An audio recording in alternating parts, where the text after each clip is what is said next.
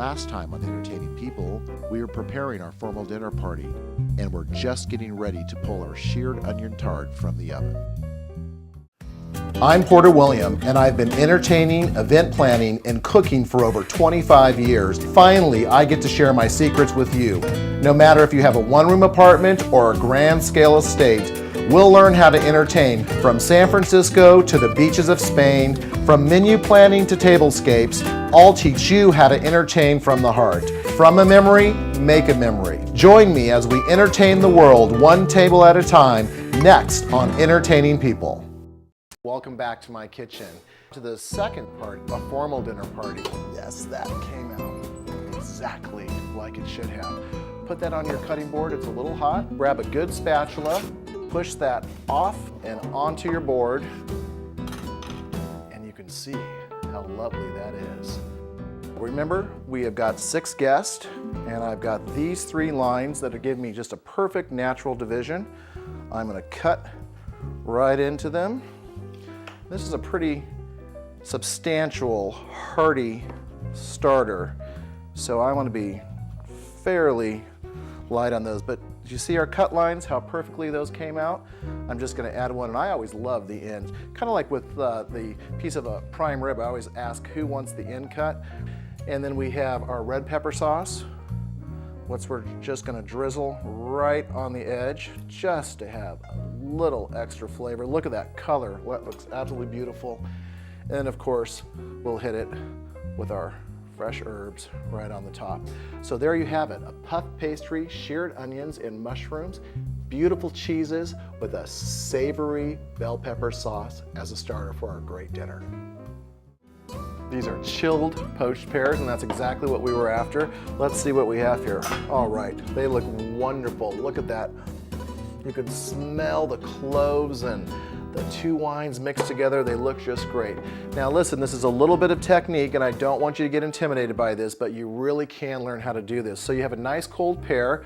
Look how beautiful that is. It's not the apple of my eye, but it's the pear of my eye, right? My guests are gonna love this.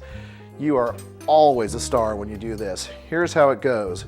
We're gonna make 1 clean slice through that pear and save the stem. And then with a little spoon, even a melon baller or a grapefruit spoon, you just wanna reach in there and dig out those seeds and those veiny parts of the stem.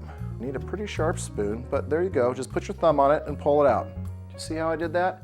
It's nice and easy to get to. Then I want you to lay it flat on your cutting board, and here's where the fun really begins. Imagine splitting right down the middle. We are gonna make a fan, and wait till you see the color on this. So you want even on each side. On this one, I think we'll probably get 1 slice, 2, 3, there I am in the middle. So 3 slices, 4, 5, and 6, right? We're all counting to 6.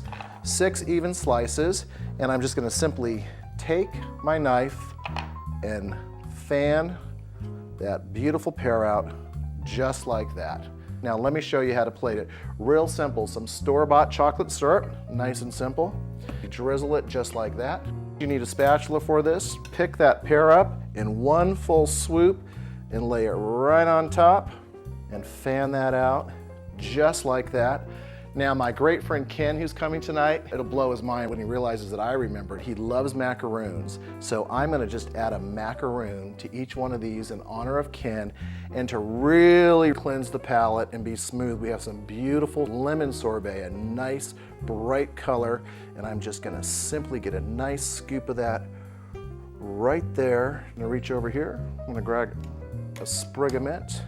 Can you imagine coming to your table? A beautiful poached pear with chocolate sauce, lemon sorbet, and fresh mint.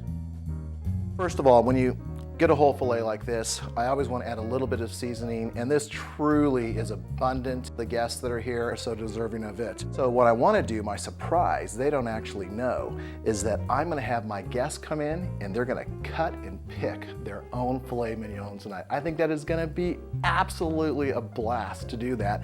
We are using one of my grandparents' Thanksgiving sets of utensils that we're gonna cut with, and I think it's always nice, as you know, to bring those in. All I'm gonna do to get this filet ready is I've got a little minced garlic, and I'm simply just gonna lightly rub this thing all over. Of course, we've washed it and patted it dry at this point.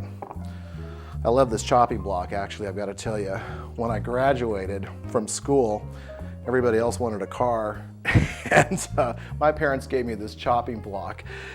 I think it was something like no man should leave home without a good chopping block to cut prime rib at Christmas and serve turkey at Thanksgiving. So I've had this for many, many years, and it's one of the great ones that actually lets the juice flow into these little reservoirs right here, and it makes it absolutely wonderful. So that's all I'm gonna do. I'm not gonna salt any of this at this point in time. We're simply going to cut individual fillets. We're gonna grill them to order, basically, for each one of our guests, and we're gonna come out and plate it a little bit later. It's almost time for our guests to arrive, so I'm gonna take a look at my table, make sure that we're ready, and settle into a wonderful evening honoring great friends.